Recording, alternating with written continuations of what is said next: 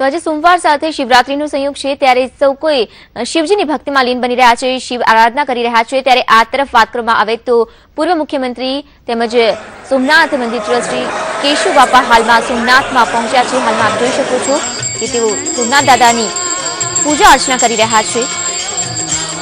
તો ભક્તિ આરાધનામાં કેશુ બાપા પણ લીન થતા જોવા મળી રહ્યા છે।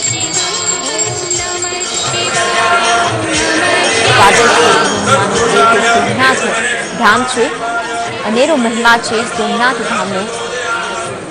12 જ્યોતિર્લિંગમાં પ્રથમ જ્યોતિર્લિંગ છે સોમનાથ। દર મહિનાની વદ 14 એ શિવરાત્રિ ગણાય, પરંતુ મહા મહિનાની વદ 14 એ મહાશિવરાત્રિ તરીકે ઓળખાય છે। એનું મહત્વ પણ ઘણું મોટું છે અને એની ઉજવણી આજે થઈ રહી છે। લોકો મોટા પ્રમાણમાં આજે દર્શનાર્થીઓ આવે છે, એને માટેની વ્યવસ્થા પણ પૂરેપૂરી અમે કરી છે ટ્રસ્ટ તરફથી।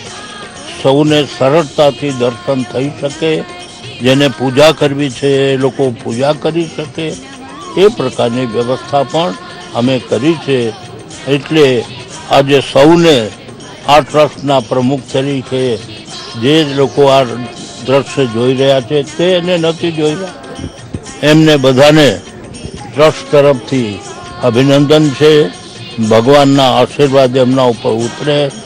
જય સોમનાથ।